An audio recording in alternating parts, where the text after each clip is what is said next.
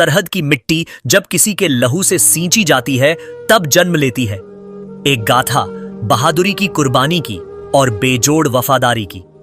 ये कहानी है एक ऐसे भारतीय जवान की जिसने अपने देश के लिए अपनी सांसें तक न्यौछावर कर दी, लेकिन उसे इतिहास की किताबों में जगह नहीं मिली। आज हम आपको उसकी गुमनाम वीरता से रूबरू कराएंगे। गांव की गलियों से सरहद की सन्नाटों तक राजस्थान के झुंझुनू जिले के एक छोटे से गांव सीकरा में जन्मा था वीर सिपाही लांस नायक अर्जुन राम चौधरी।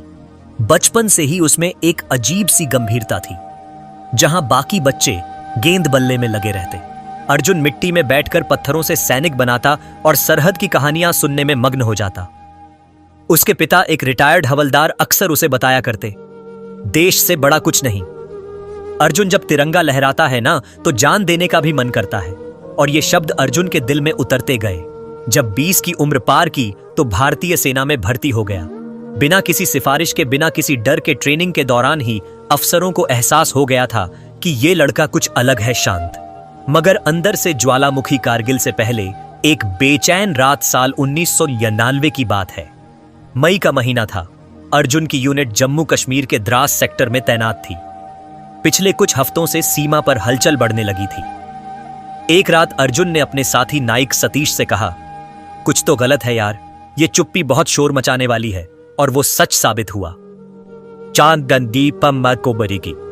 4 मई 1999 जब पता चला कि पाकिस्तानी घुसपैठियों ने टाइगर हिल तोलोलिंग और अन्य ऊंचाइयों पर कब्जा जमा लिया है, तब पूरे देश में सनसनी फैल गई।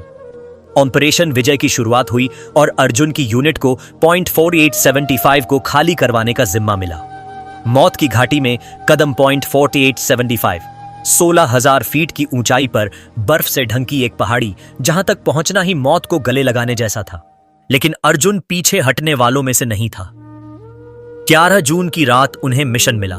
हर हाल में दुश्मन की बंकर लाइन तोड़नी है। पूरी टीम कमांडर कैप्टन मोहित के नेतृत्व में आगे बढ़ी। ठंडी इतनी थी कि सांसें जमने लगती थीं, लेकिन दिलों में देश की गर्मी थी।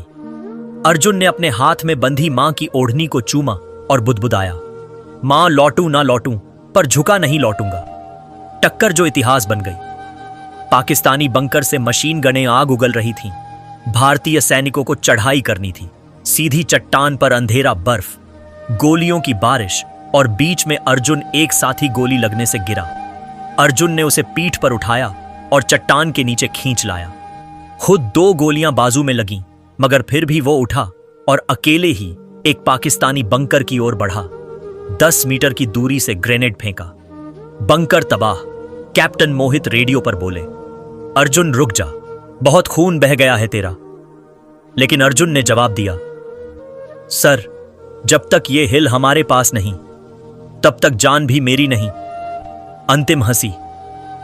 अर्जुन ने दुश्मनों की एक पूरी पोस्ट अकेले नष्ट की। 5 पाकिस्तानी सैनिक वहीं ढेर हुए, लेकिन लौटते वक्त एक स्नाइपर की गोली उसके सीने में लग गई। घायल अर्जुन बर्फ में गिर पड़ा। साथियों ने उसे घसीटकर नीचे लाया, लेकिन तब तक बहुत देर हो चुकी थी। अर्जुन के होंठों पर एक मुस्कान थी। उसने अंतिम शब्द कहे, सरहद का कर्ज चुका दिया, अब मां को कहना। अर्जुन उसका वादा निभा गया। सूनी मांग और तिरंगे की छांव। गांव में जब तिरंगे में लिपटा अर्जुन का शव पहुंचा तो उसके पिता ने सलामी दी। मेरा बेटा मरा नहीं, अमर हुआ है।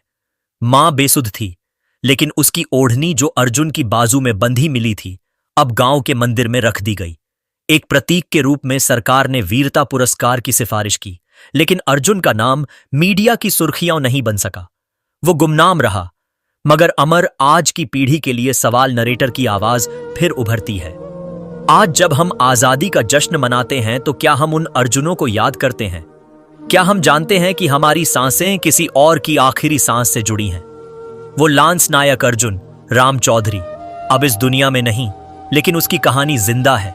हमारी रगों में, हमारे झंडे में, हमारी मिट्टी में। हर गांव में कोई अर्जुन होता है। फर्क बस इतना है, कुछ इतिहास बनते हैं और कुछ इतिहास लिखते हैं अपने खून से।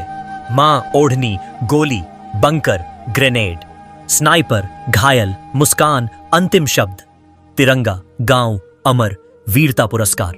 अर्जुन, आजादी, कहानी, खून।